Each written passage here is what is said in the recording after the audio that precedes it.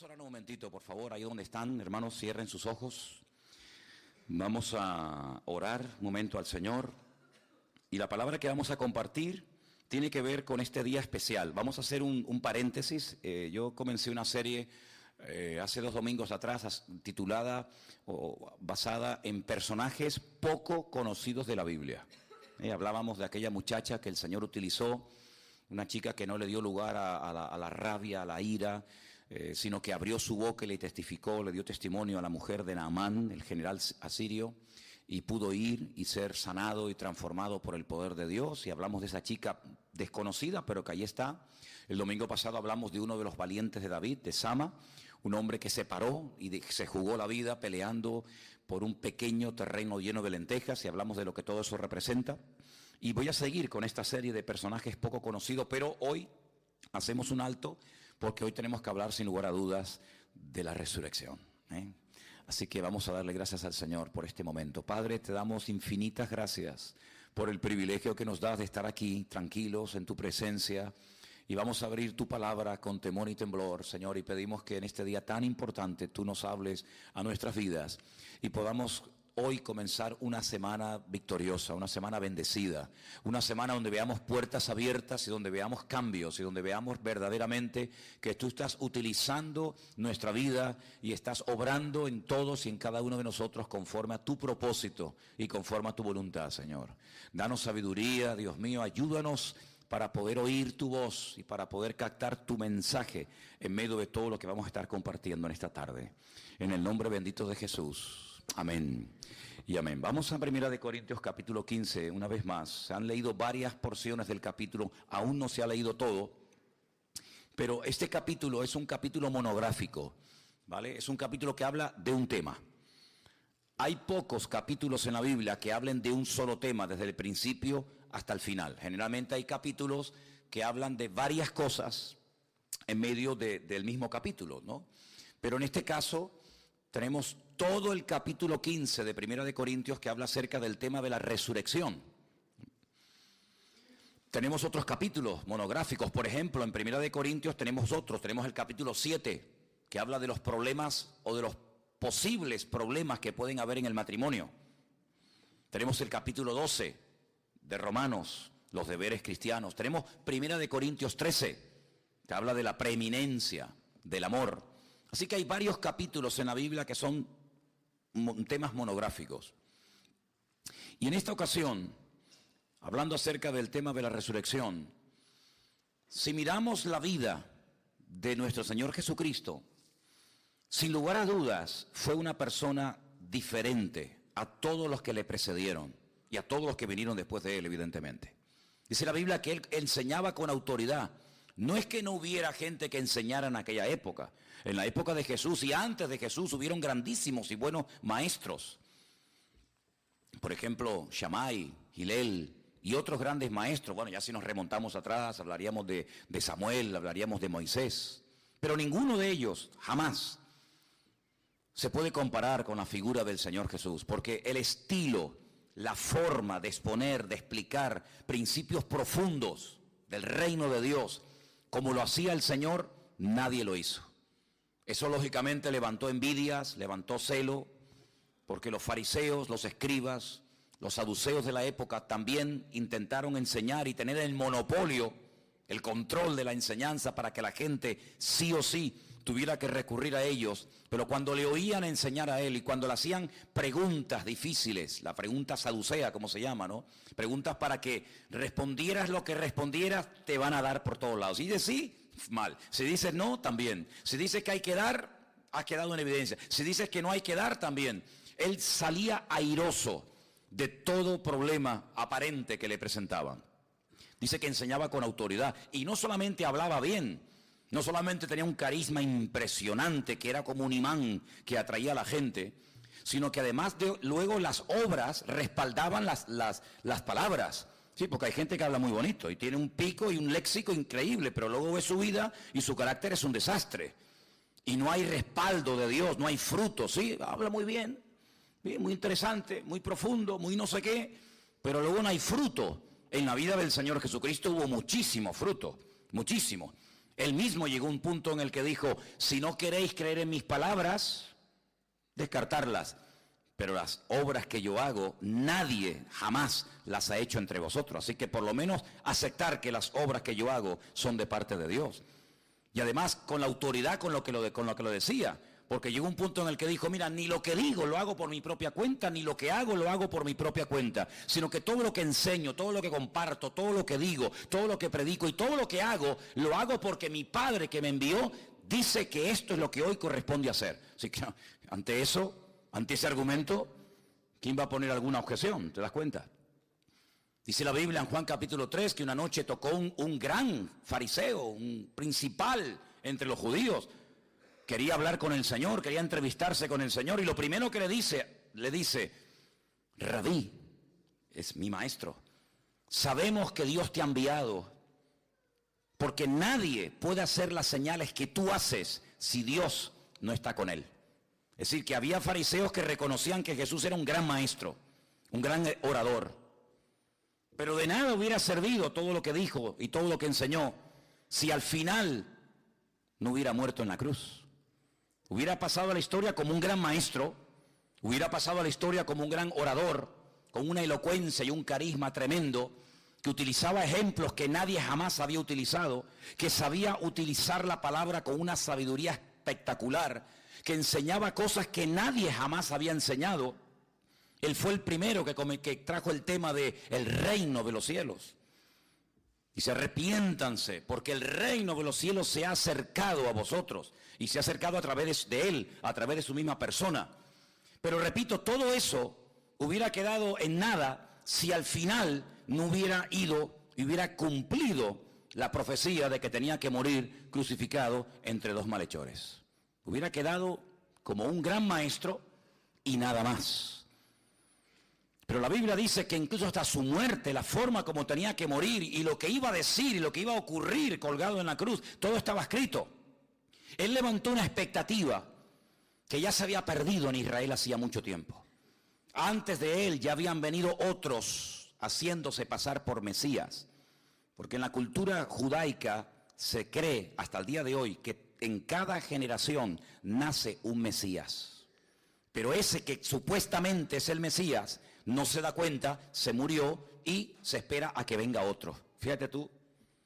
Sin embargo, él no era uno más, sino que él dijo de sí mismo cosas que ni Moisés, ni David, ni Abraham, ni Jacob, ni Isaías, ni Jeremías, ningún profeta dijo cosas como yo soy el camino, yo soy la verdad y yo soy la vida. Eso no lo había dicho nunca nadie.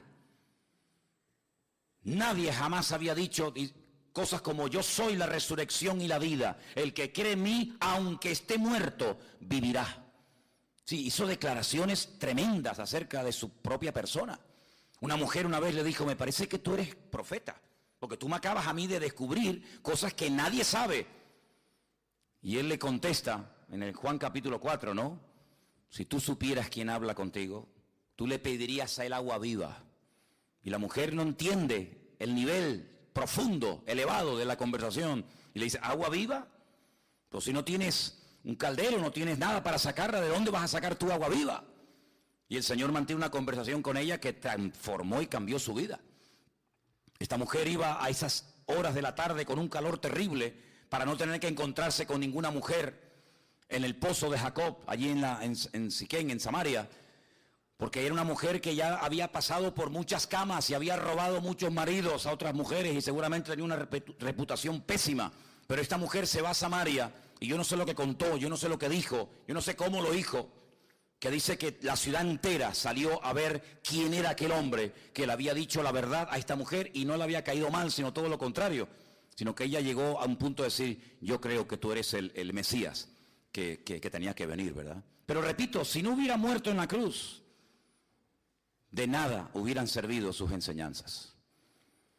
Pero si la vida del Señor Jesucristo terminó en una cruz, ¿qué hacemos aquí esta noche? ¿Recordar las enseñanzas de un muerto? ¿De una persona muy buena, muy carismática, que hizo milagros que nadie en la historia hizo, pero que al final la muerte acabó con él? ¿Qué sentido tiene estar aquí cantándole a un muerto?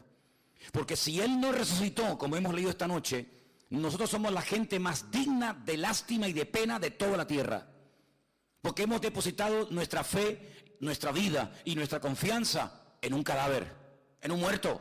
Dice, ¿y vana es vuestra fe? Estáis creyendo en alguien que no tiene poder para ayudarte. Porque la Biblia dice categóricamente que los muertos no tienen poder ni para hacernos daño ni para hacernos bien. Porque están muertos. Ya pasaron a otra historia, otra dimensión, otro nivel de vida. No tendríamos autoridad. ¿En nombre de quién oramos? Por cierto, les recuerdo a todos que cada vez que terminen de orar, siempre hay que decir en el nombre de Jesús. Porque si no, ¿en nombre de quién estás orando? ¿Bajo qué méritos, bajo qué cobertura te acercas tú a un Dios santo en tu nombre? El sumo sacerdote tenía que cuidarse y protegerse durante muchos días para no entrar contaminado, para no entrar inmundo a la presencia del Señor, porque podía caer muerto, fulminado en cualquier momento.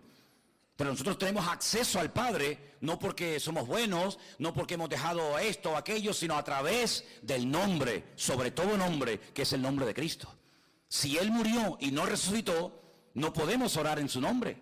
No podemos orar por necesidades, por enfermos, por endemoniados. Ningún endemoniado sería libre de esas ataduras espirituales si el nombre de Cristo no tuviera poder y autoridad. Así que si Él hizo un ministerio maravilloso de enseñanza, de exposición de la palabra, y muere en la cruz, pues hombre, ¿qué quieres que te diga? Pues tampoco nos hubiera servido de nada, porque podríamos hablar exactamente igual de Buda, de Mahoma, de Confucio, de Krishna o de cualquier otro personaje de la historia, porque si al final murió. Pero hay una gran diferencia entre creer en esos maestros y creer en nuestro Señor Jesucristo. Y esta es la piedra fundamental de nuestra fe.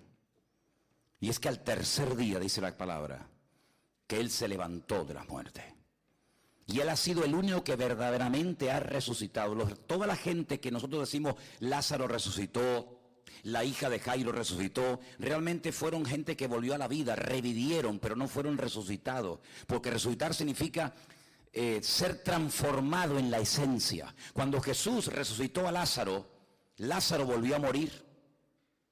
Cuando el Señor resucitó del principal de la sinagoga, esa niña volvió a morir. Cuando los del Antiguo Testamento resucitaron, toda esa gente volvió a morir. Pero cuando una persona resucita, se produce una metamorfosis, un cambio de naturaleza. Ya ese cuerpo nuevo, transformado y glorificado, aunque tenga los mismos aspectos físicos, es un cuerpo que no tiene limitaciones ni de espacio ni de tiempo. Puedes traspasar paredes, puedes trasladarte de un lugar a otro sin necesidad de coger un coche, una caravana, un carromato, un camello, lo que sea. Así que por eso dice la Biblia que es el primero de la resurrección. Porque cuando el Señor Jesucristo resucita, aunque puede comer y hablar y tocar a la gente, la Biblia nos enseña que hay momentos en los que los discípulos están en habitaciones cerradas por miedo a los judíos y de repente Él se aparece en medio de ellos. Y cuando van aquellos dos caminos hacia Emaús y de repente lo reconocen, cuando lo reconocen, ¡pum!, desapareció de su vista y apareció en otro extremo del país. Por lo tanto, si nosotros en esta tarde estamos en este lugar, es no solamente porque sus enseñanzas son tremendas y nos han impactado, sin lugar a dudas. Las enseñanzas que Él da sobre la oración, sobre el perdón, sobre el amor, sobre la reconciliación, son increíbles. La famosa oración del Padre Nuestro, sí, muy sencillita, no me digas. Una oración tremenda, revolucionaria, porque tienes acceso al Padre y poder llamar a Dios Padre, amigo. Si te impacta su enseñanza, si te impacta su ministerio, si te impactan sus milagros, más grande que todo eso fue su muerte. Porque incluso hasta en la cruz, sin poder moverse, sin poder hacer nada para que se cumplieran profecías, hasta estando en la cruz la palabra seguía cumpliéndose. Hasta después de muerto la palabra seguía cumpliéndose. Dice la Biblia que ni un solo hueso de Cristo fue quebrantado. Y mira que le dieron, mira que le golpearon y lo humillaron, pero ni un solo hueso se lo partieron. ¿Por qué? Porque en el Antiguo Testamento, cuando el cordero era sacrificado en Pesaj, en la fiesta de Pascua, había que cortarlo de tal manera que ni un solo hueso de aquel cordero pascual podía ser quebrantado, porque era como un tipo de que el Cordero de Dios que quita el pecado del mundo iba a ser molido, crucificado, apaleado, escupido, maltratado, humillado, pero ni un solo hueso de Cristo fue quebrado.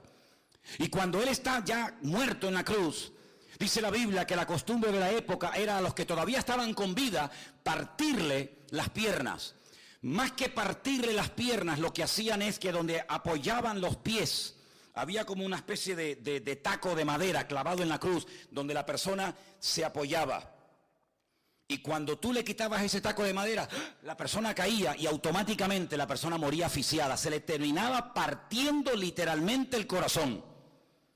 Así que al ladrón que vieron que no terminaba de morir, se dice que le quitaron ese taco, quedó ahí suspendido y murió en décimas de segundo. Al otro exactamente igual. Pero cuando fueron al Señor, vieron que estaba muerto, pero para comprobar que efectivamente estaba muerto y no se había desmayado ni sufrido un colapso, como por ahí se dijo en cierta ocasión, dice que lo que hicieron fue comprobar si efectivamente estaba muerto. Dice que le clavaron una lanza y no hacía, no brotaba, no había pulso, y por lo tanto dice que salió pleura, salió agua mezclada con sangre y dijeron ya está muerto. Y eso no fue casualidad, sino que la Biblia dice que no quebrarían ni un solo hueso suyo. Y la Escritura decía con unos detalles tremendos, que lo crucificarían, que lo colgarían, que le harían agujeros en las manos y en los pies, sin quebrarle ni un solo hueso, y lo crucificarían entre malhechores, pero sería enterrado como si fuera un rico.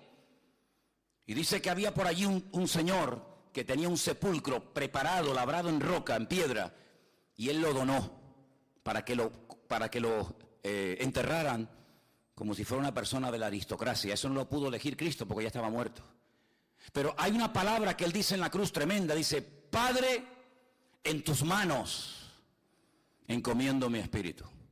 Porque él sabía perfectamente, porque él era la palabra revelada, la palabra humanada, la palabra encarnada, la Torá hecha carne y hueso. Él sabía que la palabra decía: no permitirás que tu santo vea corrupción. En el cuerpo de Cristo no hubo corrupción. Los gusanos no entraron y comenzaron a devorar sus carnes, sino que se mantuvo de una forma intacta tremenda. Lo bajan de la cruz, lo meten en aquel sepulcro durante 72 horas. Ay, amigo. Pero dice la palabra de Dios que bien temprano en la mañana unas mujeres fueron, porque aún había acceso a la tumba, aunque había que rodar aquella enorme piedra que habían puesto allí, para poder terminar todo el proceso, no de embalsamarlo, porque los judíos no embalsamaban a los cuerpos, pero sí los preparaban con una serie de envolturas y de ungüentos, etc. Y dice que cuando llegaron, la tumba estaba abierta, estaba vacía. Y no es que se equivocaron de tumba, porque si se hubieran equivocado de tumba, la tumba real donde estaba, ahí seguiría. Por lo tanto, no tiene sentido salir corriendo a la ciudad de Jerusalén y decir: ha resucitado, no está en la tumba, está vivo.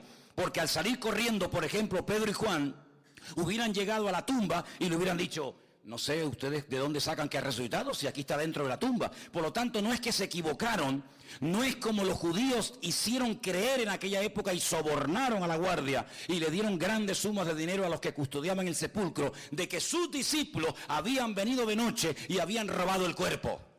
No.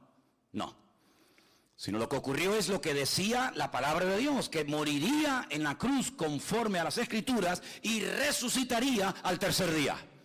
Si nosotros aceptamos su ministerio de enseñanza, su ministerio profético, su ministerio como sanador, su ministerio como orador, aceptamos que murió y nos paramos ahí, somos los más dignos de lástima de toda la tierra. Porque entonces, si no resucitó, ¿cómo podemos tener la garantía de que el Padre aceptó su sacrificio y su sangre fue derramada en nuestro lugar? Si Él permaneció muerto, eso quiere decir de que el Padre no aceptó su sacrificio en nuestro lugar. Por lo tanto, nuestros pecados no han sido perdonados. Pero no solamente no han sido perdonados nuestros pecados, sino que no hay esperanza de vida eterna. No hay esperanza futura. Y los que murieron depositando su fe en Él, perdieron el tiempo porque no resucitarán, porque si Cristo no resucitó, nadie resucita. Y si no hay resurrección, Él tampoco resucitó. Por lo tanto, el argumento que Pablo va presentando en 1 Corintios 15 es el siguiente: si nosotros no aceptamos que el Señor Jesucristo resucitó y volvió a la vida al tercer día, todo lo que hacemos es en vano, no tiene ningún sentido, estamos perdiendo el tiempo y estamos enseñando una mentira y estamos tratando de animarnos con una mentira y al final la mentira lo que nos va a terminar es esclavizando, cegando y perjudicando. Pero sabemos que la realidad es esta, que Él no está muerto, sino que Él vive, porque Él resucitó al tercer día. ¿Cuántos dicen amén? ¿Tú lo crees en esta tarde? Fíjate qué poderoso es esto, que la Biblia dice: si tú crees que Él murió en la cruz, lo confiesas, lo dices públicamente con tu boca y crees que el Padre lo levantó de la muerte, serás salvo. Fíjate qué importancia tan grande le da a la Biblia a la creencia, al confesar que creo que murió y creo que resucitó. Eso es lo que produce transformación, cambio, y lo que hace que nuestros pecados sean perdonados, porque no hay otra forma, no hay otra posibilidad de que nuestros pecados sean perdonados, sino solamente a través de lo que te acabo de mencionar. ¿Cuántos dicen amén? Ahora, en 1 Corintios capítulo 15, menciona algo que yo quiero tocarlo, no voy a parar demasiado en esto, pero hay un argumento que Pablo presenta, que está en el versículo 29, y es el siguiente: no lo menciona porque está a favor, sino lo menciona como ejemplo, y vamos a aclararlo. Versículo 29 de 1 Corintios 15 dice: de modo, ¿qué harán los que se bautizan por los muertos? Si en ninguna manera los muertos resucitan, ¿por qué pues se bautizan por los muertos? ¿Es que acaso se puede una persona bautizar por uno que no está entre nosotros, por alguien que está muerto? La única secta que yo conozco en la actualidad que practica esto son los mormones. Los mormones sí se bautizan por familiares que no fueron mormones, que no se convirtieron a la iglesia de Jesucristo de los santos de los últimos días, como así se llaman. Entonces tú puedes tener una ceremonia donde te puedes bautizar por familiares, por padres, amigos, primos, etcétera, que no se hicieron mormones, como ellos creen que solamente los mormones se salvarán. Los que no se bautizaron en vida se condenaron, pero tú que vives puedes bautizarte por ello. Esto no es algo nuevo, esto ya arranca de los tiempos, incluso antes de Jesucristo, era una práctica pagana. Si mi padre no terminó de abrazar la fe y la creencia en el Dios que yo hoy en día sirvo y adoro, pues yo me voy a bautizar aunque esté muerto por Él. Y Pablo no lo menciona como dándole credibilidad, como dándole importancia, así como diciendo, bueno, y por ahí los que se bautizan por los muertos, si no existe la resurrección, ¿por qué entonces se están bautizando? Como un argumento para darle peso y para darle importancia al hecho de que la piedra fundamental de nosotros los cristianos, los hijos de Dios, los que hemos abrazado lo que Él hizo y lo que confesamos con nuestra boca, es la resurrección. ¿Qué diferencia hay entre uno que tiene un Dios muerto y otro que también tiene un Dios muerto? Ninguna. Por eso cuando nosotros entendimos esto, dejamos de perder el tiempo yendo a procesiones. Porque las procesiones son un insulto a la soberanía de Dios. Porque las procesiones es sacar por las calles imágenes de talla hechas por las manos del hombre, que como hemos dicho 1.000.000 de veces, tienen boca y no hablan, tienen ojos y no ven, tienen oídos y no oyen, y tienen pies y no caminan. Cuando a nosotros nos llegó la luz, la verdad del Evangelio, de que el Señor Jesucristo no se puede representar en una imagen de oro, de plata, de madera o de lo que sea, y entendimos que Él no habita, que Él no se mueve de esa forma, sino que Él quiere estar contigo en tu corazón permanentemente, 24 horas al día, dijimos, adiós muy buenas, porque Él dice en su palabra que si le obedecemos y le aceptamos como nuestro Señor y Salvador, dice, yo estaré con vosotros todos los días hasta el fin del mundo. Si eso lo leo en este momento un creyente aquí, lo puede creer totalmente, pero si lo lee un creyente en África, o lo lee un creyente en Asia, o lo lee un creyente en cualquier otra parte del mundo, a todos le está diciendo lo mismo en el mismo momento. Quiere decir que si un creyente en cualquier continente o parte del mundo lee esa promesa y la cree, lo que estamos diciendo sin querer o inconscientemente es que Cristo está vivo y que Cristo es omnipresente. Y que yo sepa, el único omnipresente, el único que lo sabe todo, lo puede todo y está en todas partes al mismo tiempo, es el Rey de Reyes y el Señor de los Señores. Luego Cristo no era simplemente un ser humano, sino era Dios con nosotros. ¿Cuántos dicen amén? Así es. Si usted no cree eso, ¿en qué crees? Si Cristo simplemente fue un profeta, a mí un profeta no me puede cambiar la vida. Pero si yo creo que Él está conmigo y contigo y con el otro y con el otro y con el otro, eso quiere decir mi presente. Porque aquí no hay vuelta de hoja, o lo acepto o lo rechazo. O creo que Él está conmigo y contigo al mismo tiempo y con el otro y con el otro y con el otro, o digo esto no puede ser, esto es mentira. No puede estar Cristo con 1.000 millones de personas al mismo tiempo. No puede estar por el día con uno y por la noche con otro. No puede estar con un preso en la cárcel y con un hermano que va en un submarino. No puede ser que esté con un astronauta en la luna y al mismo tiempo en una congregación en Tenerife. No puede ser. Pero claro que puede ser. Porque es su promesa. Y dice que estará con nosotros todos los días hasta el fin del mundo.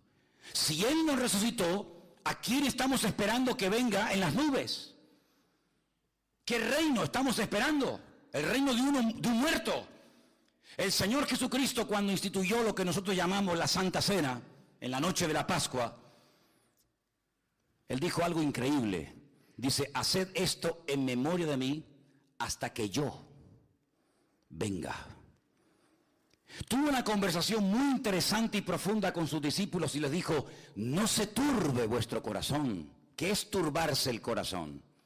Es cuando se ponía el vino en un lagar, en una barrica. No muevas el vino porque todo el pozo, todos los residuos salen arriba y hay que dejarlo quieto.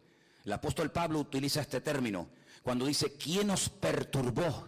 ¿Quién os movió de vuestra fe? Porque ustedes corríais bien, ustedes venían bien, pero alguien os perturbó, alguien os sacudió vuestra fe y por eso ahora queréis dar marcha atrás. Cuando yo les dije que de atrás hay que avanzar y no de adelante avanzar retroceder hacia el pasado. Y entonces dice el Señor, no se turbe vuestro corazón, no mezclen cosas, verdades con mentiras, pasado con... No se turbe vuestro corazón. Si creéis en Dios, creed también en mí. Y ellos están ahí atentos diciendo, a ver, ¿qué vas a decir? Porque en la casa de mi Padre muchas moradas hay. Simplemente lo que voy a hacer ahora es ir y preparar el lugar para vosotros, para que donde yo estoy, vosotros también estéis conmigo. Y sabéis a dónde voy, y sabéis el camino, y sabéis cómo comportaros, y salta por ahí uno y dice, Señor, pero ¿cómo vamos a saber el camino si no sabemos ni a dónde te vas? Dice, ¿cómo que no sabes? Si yo te he dicho ya 1000 veces que yo soy el camino, yo soy la verdad, y yo soy la vida, y nadie va a ir al Dios eterno, sino solamente a través de mí. Es decir, no hay otra manera de ir a la presencia del Padre más que a través de Jesús. Efectivamente, así de claro, no hay otra. Por lo tanto, se quedaron con la boca abierta y le dijeron, bueno, pues, puesto que esto es así de claro y contundente, solamente nos queda pedirte un favor. Antes de irte, muéstranos al Padre. Moisés le pidió a Dios, déjame verte, y el Señor dijo, no, porque nadie podrá verme como Dios y permanecer vivo. Y cuando uno de sus discípulos le dice, Señor, muéstranos al Padre, te la está jugando, amigo. Pero si quieres, la respuesta que te voy a dar es la siguiente, el que me ha visto a mí, ha visto a mi Padre. ¿Lo crees? Y dijo, sí, pues adelante. Fíjate tú el nivel de conversación que está manteniendo el Señor con esta gente. Por eso cuando Él va a Betania para ascender y volver otra vez a la presencia del Padre, sus discípulos que se dan cuenta que ha sanado enfermos, que ha echado fuera demonios, que ha multiplicado panes y peces, que ha caminado por encima de las aguas, que ha convertido agua en vino, etcétera, etcétera, etcétera, solamente tienen la última petición. A ver si esta por lo menos se la concede. Y le dicen, Señor, antes de irte, ¿restaurarás el reino de Israel? Los romanos serán destruidos, volveremos otra vez a tener nuestro rey, nuestra monarquía, nuestro templo, etcétera. ¿Vas a restaurar en este tiempo la monarquía y el reino? Y el Señor se les queda mirando y dice, es que a ustedes no les corresponde saber estas cuestiones. Ustedes lo que tienen que hacer es lo que yo les he dicho, ir a Jerusalén y esperar la promesa de mi Padre. Nada más, porque no es incumbencia vuestra saber si es ahora, si es dentro de un año. Ahora no se preocupen por esas cuestiones teológicas que tanto les preocupan a ustedes. Ustedes lo que necesitan es poder. autoridad para poder llevar hasta lo último de la tierra el mensaje que yo les he enseñado y que ahora a ustedes les corresponde compartir. Vayan a Jerusalén, pero a Jerusalén, y no podemos ir a Samaria, donde están los samaritanos que se quedaron locos contigo y aquella mujer tan amable. No podemos volver a Galilea, no, a Jerusalén. Pero es que en Jerusalén no nos quieren. En Jerusalén te mataron, en Jerusalén te crucificaron, aún está allí la cruz en el camino cuando te llevaron al monte de la calavera. Allí está Anás, allí está Caifás, allí sigue Pilato. ¿Para qué vamos a Jerusalén?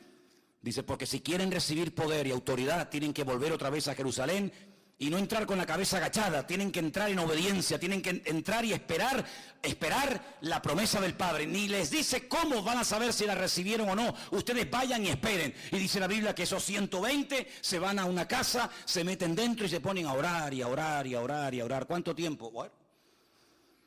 Y dice la Biblia que cuando llegó la gran fiesta de Shavuot, la gran fiesta de Pentecostés, la gran fiesta del regocijo, la gran fiesta de la unión de las 12 tribus que venían de todas partes trayendo sus diezmos, sus ofrendas, todo el mundo danzando y gritando, ese día el Señor dijo, ahora cuando yo voy a derramar esta experiencia. Es decir, cuando Él les dijo, les veo tristes, pero no estén tristes. Yo no les voy a dejar huérfanos, yo no les voy a dejar solos. Yo voy a mi Padre y voy a rogarle, voy a suplicarle que os envíe el Espíritu para que esté con vosotros para siempre. Él tomará de lo mío y os lo hará saber. Él os recordará todo lo que yo les he enseñado. Él os guiará a toda la verdad. Él será un consolador, Él será un guía para ustedes. Estará con vosotros para siempre. No tengan miedo. Él los va a capacitar para que las obras que yo he hecho, ustedes también las puedan hacer.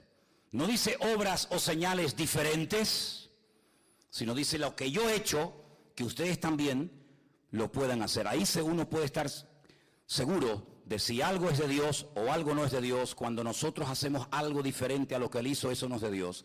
Porque Él dice, estas señales seguirán, y ahí menciona 4 tipos de señales diferentes, para que sepamos discernir y comprobar en todo momento si esto es de Dios o sabe Dios de dónde viene esto. Así que vayan a Jerusalén y esperen. Y allí esperaron. Y algo pasó aquel día, y hay que ser muy, muy ciego para no entender esto. Que esa gente que entró en aquella casa, cuando salieron, permítame la expresión, pusieron el mundo patas arriba. Un hombre que había negado al Señor hacía pocos días atrás, diciendo, yo no sé quién es, yo no quiero saber nada de Él. Hasta el punto que Él apostata. Si no, es que eso no puede pasar, ¿no? ¿Por qué? Porque tú lo digas. Porque tú lo digas. No, nadie puede apostatar, nadie se puede ir atrás. ¿A ti quién te enseñó eso? Vayan a mis discípulos y a Pedro. ¿Cómo? Pero Pedro no era discípulo, no, porque él dice que no quiere ser más del Señor. No conozco a ese hombre, no quiero saber nada de él. Muy bien, chao, adiós, muy buena. Pero como yo creo en él, como yo quiero seguir usando su vida, aunque él no quiere que yo lo use, vayan a mis discípulos y a Pedro y díganle que vayan a tal sitio que yo allí me encontraré con ellos. Y Santiago remacha el clavo diciendo, si hermanos, empieza así el versículo, hermanos, ¿qué es un hermano? Uno que pasa por la calle, no, un hermano es el que tiene el mismo padre que yo, el mismo Dios que tú y que yo, ¿sí o no? Eso es un hermano mío. Ay, fulanito no es hermano mío, no, ¿por qué? Porque él adora no sé quién, y para ser mi hermano en Cristo usted tiene que tener el mismo Dios que yo tengo. ¿Un musulmán no es mi hermano? No, Señor. ¿Por qué? Porque él no cree que Alá tiene un hijo llamado Jesús. Luego, aunque crea en un único Dios, el Dios Alá no cree, o no dice, o no enseña que tiene un hijo llamado Jesucristo que murió en la cruz. Por lo tanto, no es mi hermano. Puede ser mi amigo, puede ser un conocido, pero para ser mi hermano tenemos que tener el mismo Padre y las mismas promesas y creer en el mismo Dios. Así que vayan a mis hermanos y díganle tal cosa. Y Santiago dice, hermanos, si alguno de entre vosotros, pero tienes que empezar diciendo el versículo bien, porque como cortes una palabra ya la liamos. Hermanos, coma, si alguno de entre vosotros se ha apartado de la fe, sepa que el que haga volver al pecador, no al hermano, al pecador del error de su camino, salvará de muerte un alma y cubrirá multitud de pecados. Yo no he escrito eso. Si a usted no te gusta, yo no te tengo que dar explicaciones de ningún tipo. Ni yo, ni Priscila, ni Anzo. Aquí no damos explicaciones de doctrina. Esto es lo que dice la Biblia. Te gusta bien, y si no te gusta, que Dios le bendiga. Váyase a otro lugar donde te rían la gracia. La palabra de Dios nos enseña que así como una persona puede seguir al Señor, también una persona puede dar marcha atrás y mandarse a mudar. Y aunque tú no lo hayas visto, porque a lo mejor eres muy joven y no sabes mucho de esto, yo llevo casi 35 años de pastor sirviendo al Señor, y hemos visto así de gente que aparentemente iban a por todas, pero no sé lo que rayo pasó en su vida, que se desconectaron del Señor, se secaron y terminaron peor que al principio, y volvieron al vómito, y el postrer estado vuelve a ser peor que el primero, dice la palabra. Porque si le salieron un demonio, ahora le metieron 7 más todavía. Todo eso lo dice la Biblia. Y Pedro tuvo que ser restaurado, y por eso el Señor le dice: ¿tú me amas? Qué pregunta más tonta. Para ti sí, pero para el Señor no, porque amar significa obedecer. Amar no solamente es recibir, eso no es amar. Hombre, ¿cómo no me vas a amar si te estoy dando y dando y dando y dando y dando? Eso no es amar. Pero ¿y si no te doy? Si te digo las cosas claras, si te digo, no corras, que no es por ahí, ya no te estoy dando, te estoy corrigiendo. ¿Me amas? Eso es lo que le está diciendo el Señor a Pedro. ¿Tú me amas? Sí, pues ponte a trabajar para mí, apacienta mis corderos. Ah, ¿tú me amas más que esto? Sí, pues cuando eras joven hacías lo que te daba la gana. Hasta me negaste a mí. Fíjate si eras libre. Pero cuando seas viejo, extenderás tus manos, te ceñirá otro y te llevará donde tú no quieras ir. Y dice al final del texto, Juan capítulo 21, esto dijo el Señor, dando a entender con qué tipo de muerte había de glorificar a Dios. Si me amas, ¿estás dispuesto a morir como yo? Y Pedro lo hizo, y sabemos que fue fiel hasta el final, porque la Biblia dice fiel hasta. ¿Hasta cuándo? ¿Hasta el próximo culto? No, hasta la muerte. Yo te daré la corona de la vida. Y al que venciere, no borraré su nombre del libro de la vida. Bueno, y si no venzo, pues ya sabes. Al que venciere, hasta el final, confesando al Señor hasta el final, no te borro de mi libro. Pero como no seas fiel hasta el final, amigo, atente a las consecuencias.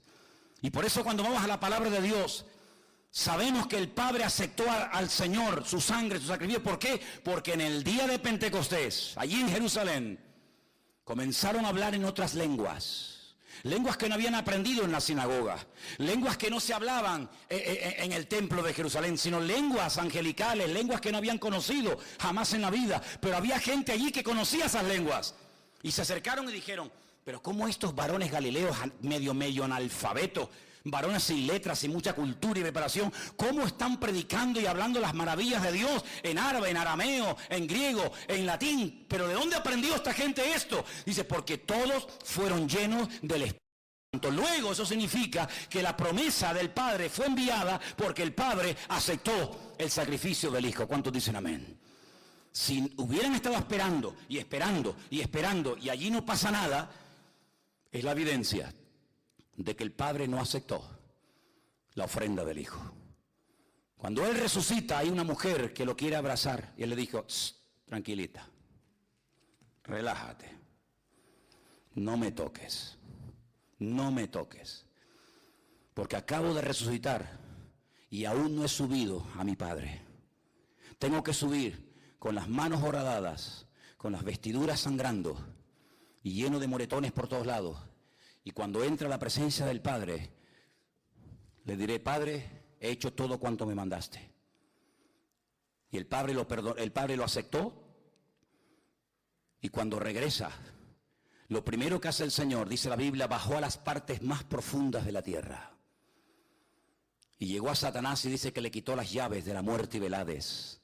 Y cuando se presenta el Señor, ahora es cuando recién le dice a sus discípulos, Shalom Aleichem. La paz a vosotros. Pero la paz viene por la obediencia. La paz no viene por predicar bonito. La paz no viene porque morir en una cruz y sacar. No. La paz viene porque he recibido de mi Padre el aval, el respaldo.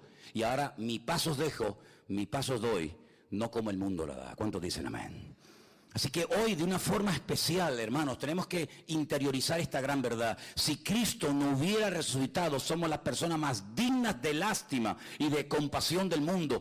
Tantos mártires, tantos hermanos crucificados, quemados, Tanta gente despedazada en los circos romanos, ¿para qué? ¿Para qué? ¿Para quién murieron? Ellos sabían perfectamente que morían para un Cristo vivo. Porque la experiencia personal que uno puede llegar a tener con Él te marca de tal manera que aunque estés más solo que la una, eres capaz de ir contra viento y marea. Y como dijo aquel gran hombre de Dios, porque yo sé en quién he creído. Por eso cuando una persona verdaderamente se encuentra con Él, esa persona no puede quedarse exactamente igual, porque el Señor cuando entra en una vida, la cambia y la transforma radicalmente, una vez y para siempre. ¿Cuántos dicen amén? Así que, amados hermanos, en esta tarde, tú y yo estamos aquí, porque Él está vivo. Porque si no estuviera vivo, ¿a quién le hemos cantado hace un rato? ¿A quién? ¿A quién le hemos cantado? ¿Ante quién hemos levantado las manos? Yo levanté también las manos esta tarde en un momento de la canción. ¿A quién la levantamos? ¿A quién adoramos? ¿A quién honramos? ¿A quién servimos? ¿Por qué aguantamos calumnias y críticas y persecuciones y martirios? ¿Por qué aguantamos todo eso los creyentes? ¿Por qué el cristianismo, la historia del pueblo de Dios está manchada en sangre durante 2000 años? ¿Porque somos masoquistas? ¿Porque nos gusta sufrir? ¿Porque no tenemos otra cosa que hacer en la vida? No, sino porque hemos entendido que separados de Él, nada podemos hacer. Y por eso podemos entender que tenemos un mensaje que dar. Y aquí viene lo importante ahora. Si todo esto es verdad, fíjate lo que te voy a decir ahora, Si es verdad que hubo un hombre llamado Jesús, que era el Hijo de Dios, que murió en la cruz de aquella manera tan vil y terrible, si es verdad que Él resucitó al tercer día, y si es verdad que Él va a estar con nosotros todos los días hasta el fin del mundo, ¿cómo vamos a estar mudos? ¿Cómo vamos a estar callados ante la que está cayendo? Cuando hay gente que se quita la vida, hay gente que está desmoronada física y espiritualmente, ante semejante mensaje, ante semejante notición. ¿Cómo vamos a estar nosotros callados y no decirle al mundo: se puede salir de la depresión, se puede salir de la droga, se puede salir de la cueva en la que has vivido toda tu vida? ¿Por qué? Porque el Rey de Reyes y Señor de los Señores está vivo y ha resucitado y está con nosotros todos los días hasta el fin del mundo. Bendito sea Dios. Ese mensaje tenemos que darlo. Amén. Apláudale fuerte al Señor. Hay un mensaje que dar. Aleluya. Aleluya.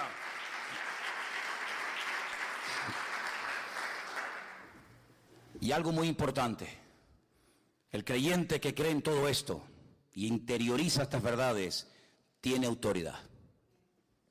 Tiene la autoridad del Señor. Quiero que vayamos a Marcos, el último capítulo del Evangelio según San Marcos, para que leamos directamente las palabras del Señor y veamos la tremenda autoridad que el Señor le da a su pueblo, a sus hijos, a los que creen en Él. Marcos capítulo 16, por favor. Vamos a leer a partir del versículo 14. Marcos capítulo 16, versículo 14 en adelante.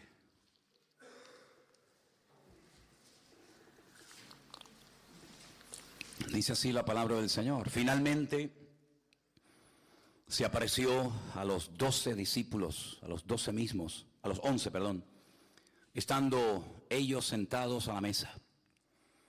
Y les reprochó su incredulidad y dureza de corazón, porque no habían creído a los que le habían visto.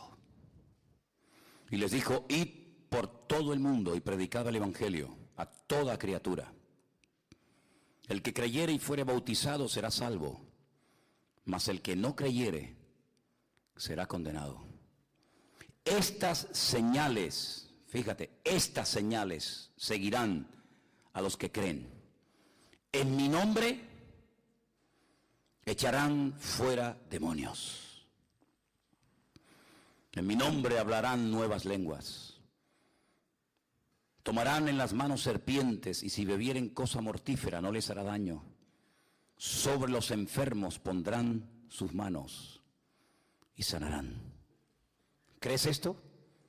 ¿Todo o parte? Porque hay alguno que dice: bueno, esto sí, pero después esto de no sé qué. ¿Todo o no? ¿Sí o no? ¿Todo? Muy bien. Pues entonces empieza a practicar esto. ¿O ya no hay endemoniados en Tenerife? ¿Ya no hay?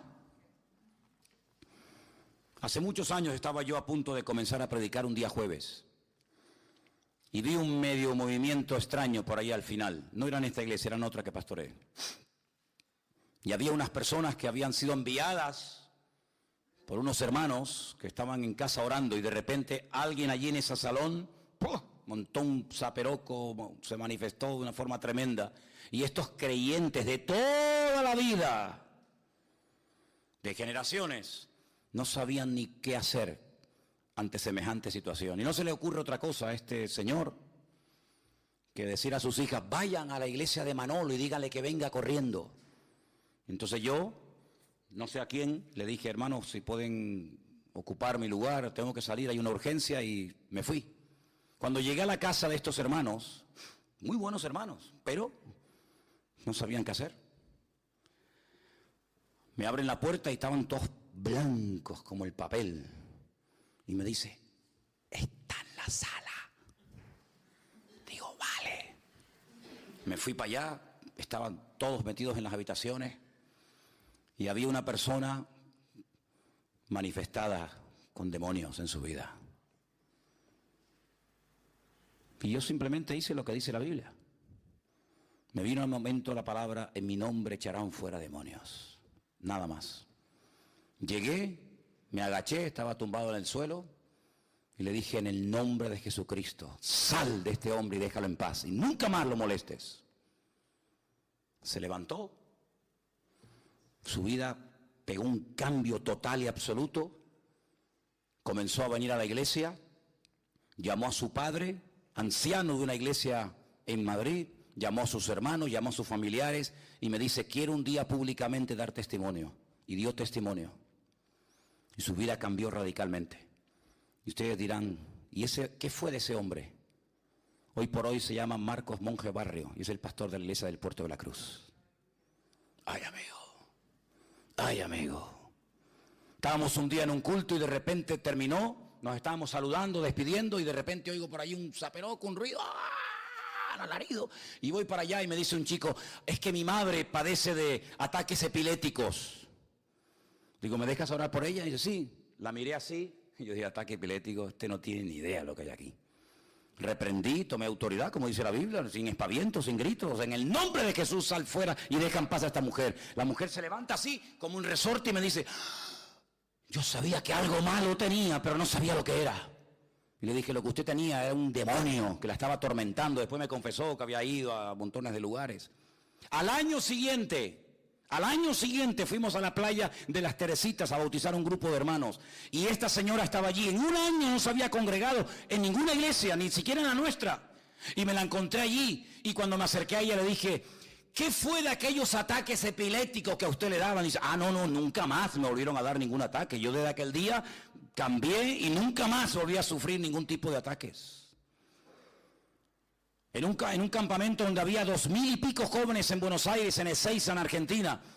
Estoy predicando y de repente, ¡pum!, se me salta un joven y me agarra de la corbata y me empieza a ahogar, endemoniado hasta las orejas, lo agarra así en peso, me lo llevo a una habitación, me dio patadas por todos lados, aquello fue una lucha titánica, lo reprendí en el nombre de Jesús, quedó libre completamente. Y cuando hablé con él, le digo, ¿desde cuándo te pasa esto? Dice, desde que comencé a pagarle a prostitutas que practicaban macumba, umbanda y todo esto, y quedé totalmente endemoniado y poseído de todo lo que le pasó. Estábamos en la Cuesta de Piedra predicando, sale una mujer de entre el público, se me tira a la plataforma y me quiere arañar y me quiere ahogar.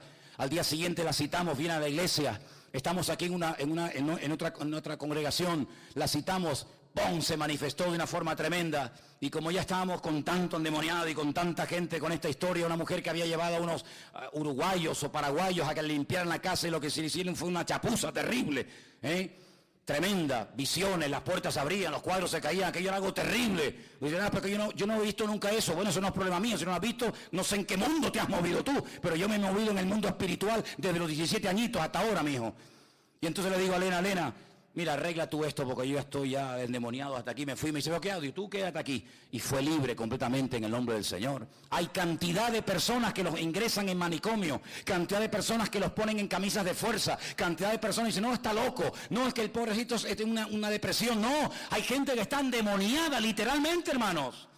Cuando estábamos en el puerto de la Cruz, ¿no se acuerdan ustedes que llegó un grupo de cubanos santeros y nada más llegar allí al puerto de la Cruz? ¿Qué fue lo que dijeron?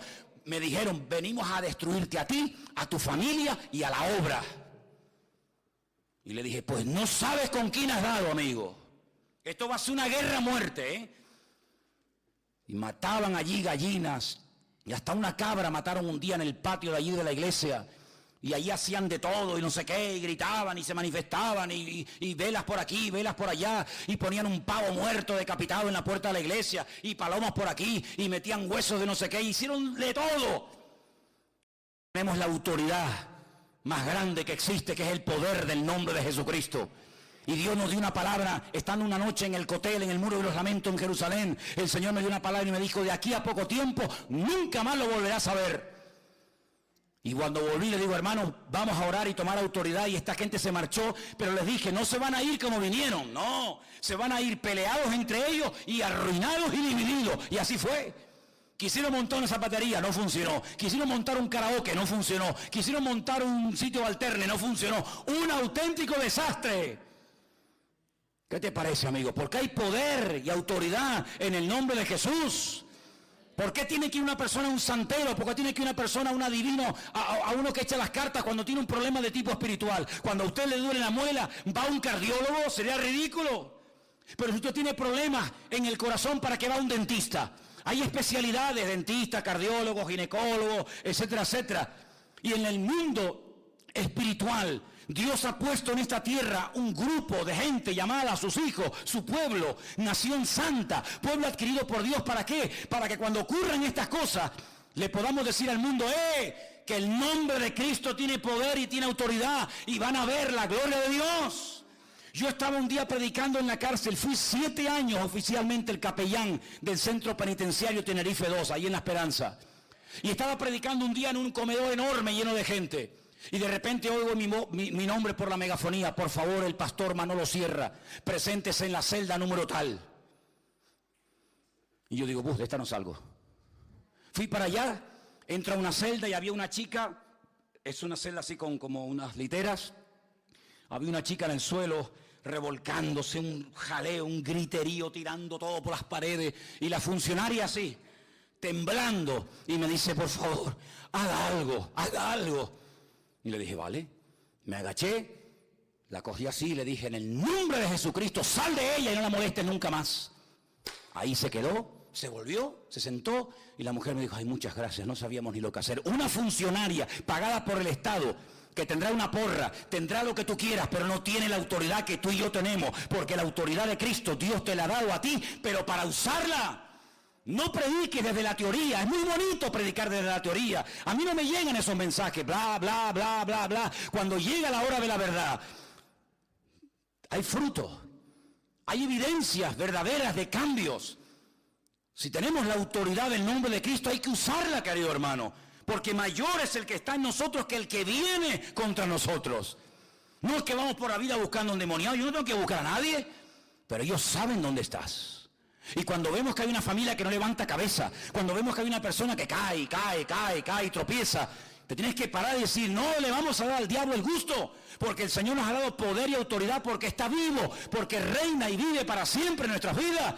Y usted tiene que pasar de la teoría en la que ha vivido a lo mejor años a la práctica. Y cuando usted diga, Señor, úsame, aunque me dé miedo, aunque no sepa ni qué decir, aunque no sepa ni cómo actuar, cuando el Señor vea que hay 40, 50, 80, 90, 1000, 100 creyentes que están dispuestos a ser usados por el Señor te va a poner gente necesitada. Pero ¿por qué a veces hay creyentes que dicen, pues a mí nunca me ha pasado eso? Porque nunca he estado dispuesto a ir más allá de tus esquemas, a ir más allá de tu teoría. Pero cuando te dejas usar por el Señor te va a dar oportunidades para que bendigas a la gente, no con bla bla, sino con el poder y con la autoridad de Cristo.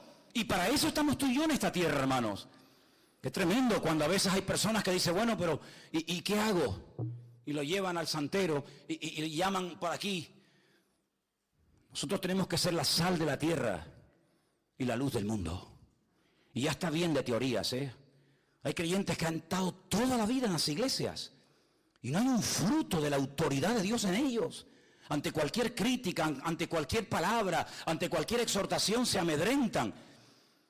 Pero ahí la palabra de Dios dice que vendrán contra ti por un camino, pero por 7 huirán. Bendito sea Dios. Y estamos viviendo en unos tiempos en los que estamos rodeados de maldad y de tinieblas como no te puedes ni imaginar. Pero hay creyentes que están como encogidos, pensando en sus problemas, pensando en sus historias, y Dios no te ha llamado ni murió por ti en la cruz el Señor Jesucristo para que estés todo el día mirándote el ombligo y pensando en tus problemas, en lo que tienes o en lo que no tienes, sino te ha llamado para marcar una diferencia y para decir, yo quiero ser una persona usada en mi tiempo en el nombre del Señor. ¿Cuántos dicen amén? Y esto es algo que tiene todo creyente, la autoridad. El otro día recibí un correo de una persona, probablemente a lo mejor vea este mensaje después en su casa, no lo sé. Y me dice, ¿cómo es posible que usted haya dicho en una predicación que orar por gente que tiene problemas espirituales no es un don? Y le dije, no, es que orar por una persona que tiene un problema espiritual no es ningún don, es una obligación. Los dones están en Romanos 12, los dones están en 1 Corintios 12, ahí están los dones, no hay más, no te inventes. No tengo el don de tocar la guitarra.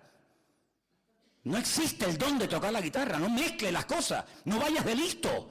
No hay un don de tocar la guitarra, hay satánicos, AC/DC, Iron Maiden, etcétera, etcétera. Son guitarristas impresionantes, son demoníacos. Y tocan la guitarra mejor que tú y que yo, pero hasta con los ojos cerrados. Ay, que Dios le dio de tocar la guitarra. Que no hay don de eso. Hay talentos, hay habilidades, hay cosas que uno puede aprender a hacer en la vida. Los dones están, te repito, si lo quieres aprender, si no, ahí te queda. Romanos 12, 1 Corintios 12, ya está, no le des más vuelta. Y los ministerios que son Efesios capítulo 4, apóstoles, profetas, evangelistas, pastores y maestros. No, pero falta uno, ¿cuál? Oh, el don de la pandereta, el ministerio de las maracas, el ministerio de los niños. ¿Pero por qué te inventas cosas? ¿De qué vas por la vida? ¿De enterado? ¿De fantasma? Apóstol, pastor, evangelista, profetas y maestro. Ya está. Dones, Romanos 12, 1 Corintios 12. Ministerio, Efesios 4. Y el fruto, Gálatas 5, 22, 23. Más el fruto del Espíritu es amor, gozo, paz, paciencia, benignidad, fe, mansedumbre, templanza. Contra tales cosas no hay ley. No hay más. Uy, y entonces si yo, no sé, si yo por ejemplo, no sé, toco el piano, que Dios te bendiga. Es un talento, mijo. Maradona, ¿qué don tenía? El don de la pierna, ¿no?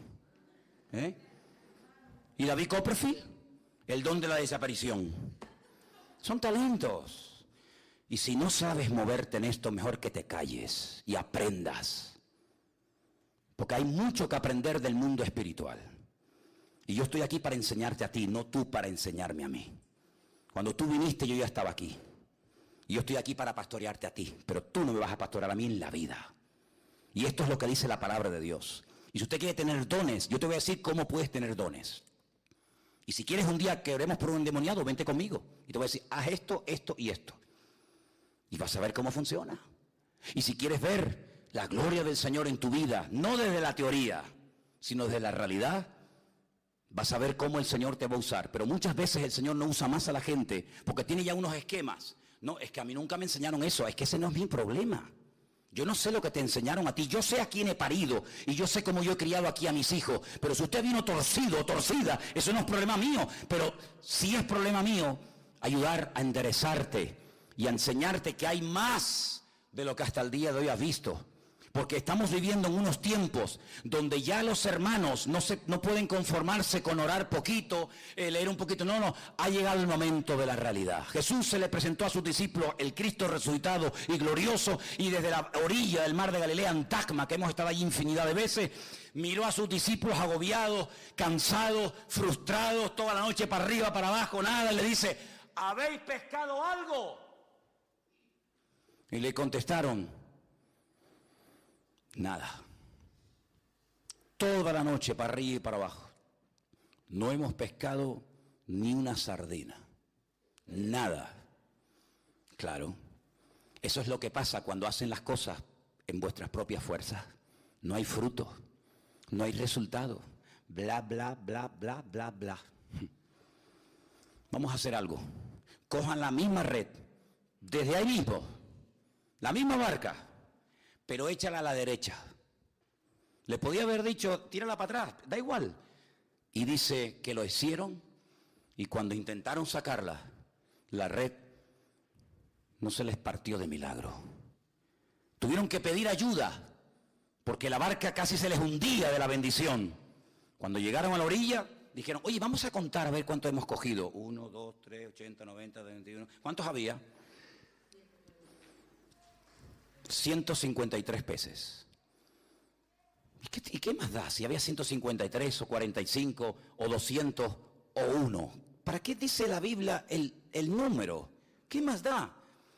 Ani Elohim Adonai Eloheinu. Yo soy el Señor, tu Dios. Valor numérico, 153. Ahí está la firma. ¿Quieres saber quién ha hecho el milagro? Adonai Eloheinu Baruch atah Adonai. Yo soy el que te ha dado la bendición. ¿Quieres la bendición de Dios? Es tuya si la quieres.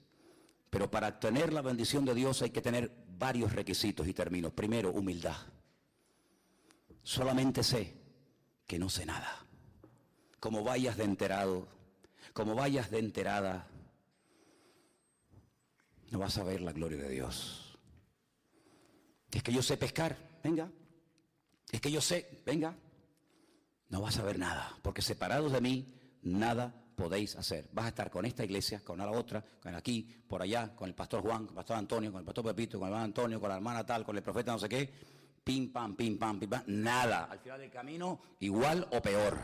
Humildad. Segundo, buscar de verdad la bendición de Dios. Buscar de verdad la bendición. Señor, quiero que tú uses mi vida. Quiero que tú la uses. Quiero que me sorprendas. Porque yo he dicho muchos domingos por la tarde, hermano, pídale al Señor que en esta semana el Señor le sorprenda. ¿Es que acaso todavía el Señor nos puede sorprender después de tantos años? Claro que sí, por supuesto. Señor, sorpréndeme. Porque nosotros tenemos a veces actitudes que se han convertido en nuestros enemigos. Tenemos, por ejemplo, un marido inconverso y ya como que inconscientemente ni siquiera ya ni nos imaginamos, ni nos ilusionamos con la posibilidad de verlo un día aquí alabando al Señor. Porque como ya he pedido, y ahí es donde se mueve el enemigo, en el conformismo. Es decir, bueno, este no va a cambiar, esto no lo voy a conseguir. ¿Cómo que no? Una mujer con 90 años quedó embarazada. Y Dios la sorprendió. ¿Te imaginas mañana leer en el periódico, mujer de 90 años en Santa Cruz de Tenerife queda embarazada? ¿Te imaginas? Eso eran las noticias de los tiempos de la Biblia. Ciudad gigantesca de millones de habitantes ha sido derrumbada dando vueltas a un grupo de personas tocando un shofar. Y dice, pero no puede ser. El mar Rojo se ha abierto para que 2,5 millones de ciudadanos pasen por en medio por tierra seca. Ha caído maná del cielo durante 40 años y ha alimentado milagrosamente a toda la nación. Esas eran las noticias de aquella época. Se acostumbraron a vivir en lo sobrenatural, en el poder de Dios, en la abundancia de Dios. Basta de mediocridad. ¿Saben por qué yo creo que el Señor permitió que no recibiéramos más alimentos en esta iglesia? Lo pensé el otro día, porque eso lo único que crea es una dependencia. Y un espíritu de dependencia y de mezquindad. Cuando el Señor dijo, el pan nuestro de cada día, dánoslo hoy. En vez de darle una bolsita de comida una vez a la semana a una persona, ¿por qué no le enseñamos a vivir por fe, depender del Señor?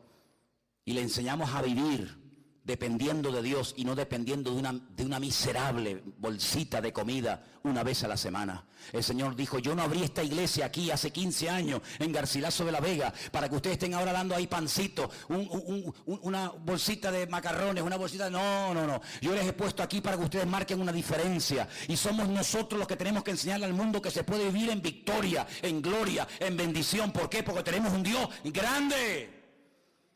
Y si hacemos lo que los demás hacen, ¿en qué nos diferenciamos? ¿En que nosotros cantamos y ellos no? No, hermano, nosotros nos diferenciamos en que cuando tenemos problemas, oramos, clamamos al Señor y Dios responde. Y por eso lanzo un llamado esta noche aquí. Qué poca gente viene a orar. Gente que está en paro, que no trabajan, que no hacen nada y que no vienen a la oración de los miércoles. Ni a la del viernes. Y a veces ni a la del domingo a las 6 de la tarde. Hermanos, vamos a esforzarnos en orar a Dios. Tenemos ahora mismo a la madre de nuestro hermano José Gregorio en el hospital. ¿La puede sanar el Señor? ¿Puede hacer un milagro en ella, sí o no? No lo dicen muy convencido. Bueno, pues si fuera tu madre o si fuera tu hija, ¿a qué lo haría más fuerte? Bueno, pues ahora hay una petición urgente de orar por una hermana, la madre de nuestro hermano José Gregorio, que está en el hospital. Vamos a orar y no vamos a parar hasta ver la bendición de Dios. Y que no diga el Señor el día de mañana, ay, qué pena que no oraron, porque yo quería obrar, pero yo obro a través de la oración y de la constancia de mi pueblo, pero ni siquiera eso fuisteis capaz de hacer. Vamos a cumplir con nuestras responsabilidades y que por lo menos nos vayamos a la cama con la conciencia tranquila. Por lo menos oré y que se haga la voluntad de Dios, pero yo hice mi parte y el resto que lo haga el Señor. Cierra tus ojos ahí donde estás, hermano y hermana. Mira, si es verdad que Cristo está vivo, nuestra vida tiene que cambiar radicalmente. Si es verdad que Él está esta tarde aquí, y que el diablo ha sido derrotado y vencido, si es verdad que Él derrotó a todo el infierno y que nosotros tenemos su misma autoridad, su misma gracia y unción y poder, nuestra vida tiene que ser una bomba. Porque Romanos capítulo 8 dice, y escucha bien esto, si el espíritu de aquel que levantó a Jesús de entre los muertos mora en vosotros, Él vivificará vuestros cuerpos mortales por su espíritu que mora en vosotros. Es decir, ese Ruach HaKodesh, ese espíritu poderoso, esa unción de lo alto, llámala como quieras, que el Maestro tuvo, nuestro Señor, en este mundo, lo ha repartido a su pueblo para que podamos vivir en victoria. Y por eso a veces vienen problemas y dificultades, para que aprendas a usar en el nombre de Jesús la autoridad que tienes dentro de tu cuerpo. Es tremendo lo que estamos viendo, hermanos, cada día. Jóvenes, niños, que se meten en un aeropuerto, en una estación de tren, y dan su vida y se matan, se inmolan, llevándose por delante a docenas y docenas de personas. Porque tienen poder, el poder de esas bombas, de esa dinamita, el poder de esa metralla, de esos tornillos y clavos y tuercas que llevan dentro y ¡pum!, explotan. Pero tú sabes que el creyente tiene también un poder dentro de su vida, pero no para matar y destruir, sino para dar vida, para ayudar, para consolar, para animar. ¿Cómo sale, cómo fluye ese poder? Abriendo tu boca y declarando las verdades de Dios. Mi vida va a cambiar. Mi padre y mi madre se convertirán y vendrán a tus pies, Señor. Mis hijos te servirán y predicarán tu palabra. Mi problema se va a solucionar, mi enfermedad va a ser sanada. Voy a ver puertas abiertas, voy a ver la gloria. Así sale la bendición, así sale el poder que llevas dentro. Pero si no hablas y te quejas encima, pierdes la oportunidad de ver la gloria de Dios. ¿Cómo podemos saber si Dios sana si nunca estoy enfermo? ¿Cómo podemos saber que Dios suple si nunca tengo una necesidad? ¿Cómo puedo saber que Dios restaura si no necesito ser restaurado en nada? ¿No te das cuenta que las circunstancias de la vida están matemáticamente diseñadas y pensadas para que en cada una de ellas descubras el poder de tu Dios?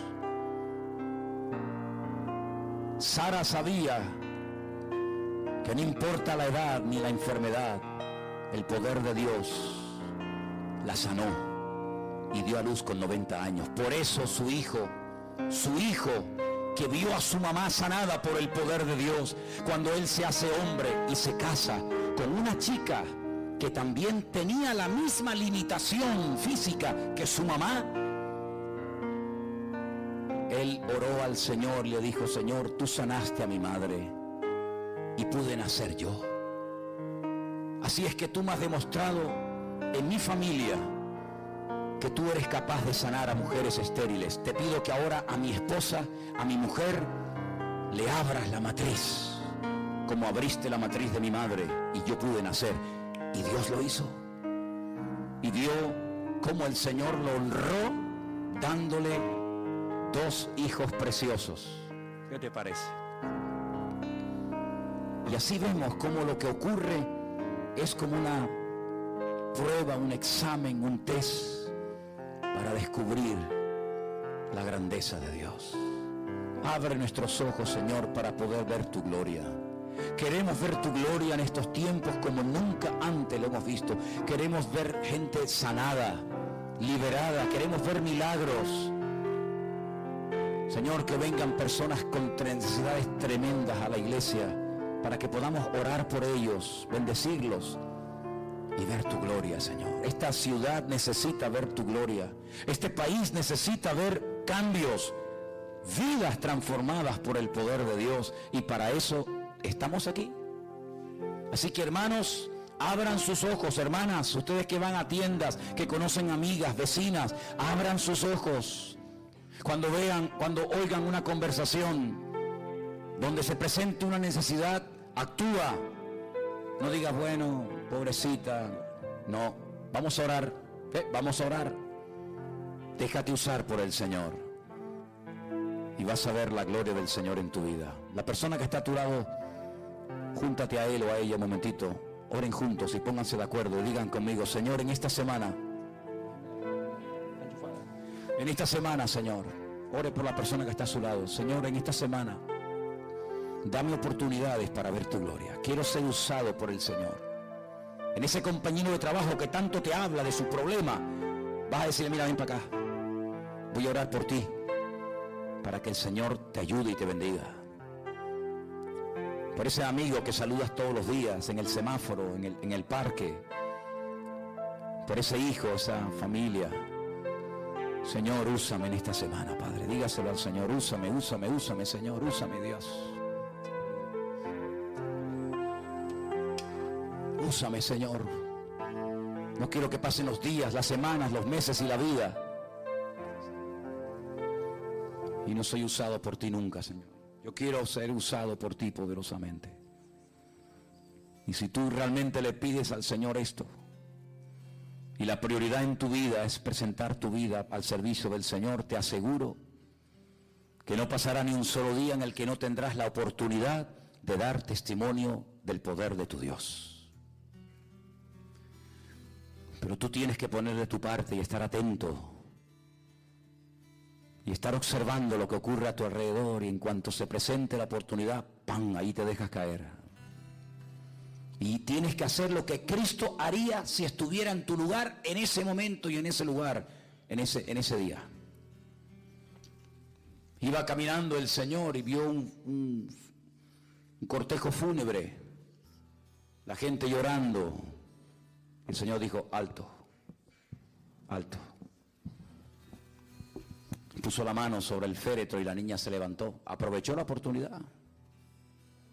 ¿Qué te parece? Tenían hambre en el desierto. Dijo: bueno, pues que hubieran traído comida ya ellos. No. Vamos a aprovechar esta oportunidad para multiplicar los panes y los peces. Hay una tempestad en medio de la mar. Bueno, no sé, no trajeron pastillas para el mareo. Aguántense. No.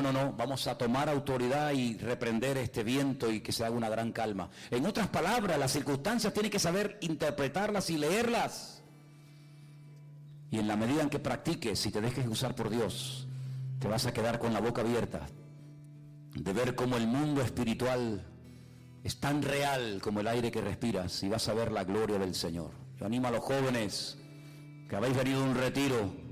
Hoy es cuando comienza el retiro, no cuando termina. Hoy es cuando se tiene que marcar una diferencia en tu universidad, en tu colegio, en tu familia. Hoy es cuando tú tienes que decir: Señor, yo quiero ser usado desde joven, porque el que no se dejó ser usado por joven, difícilmente lo será cuando sea grande. Pero bendito sea Dios que esta semana que empieza hoy va a ser una semana de victoria y de bendición. Díselo al que está a tu lado, hermano, prepárate esta semana, va a ser una semana de gloria, de poder y de triunfo. Aleluya.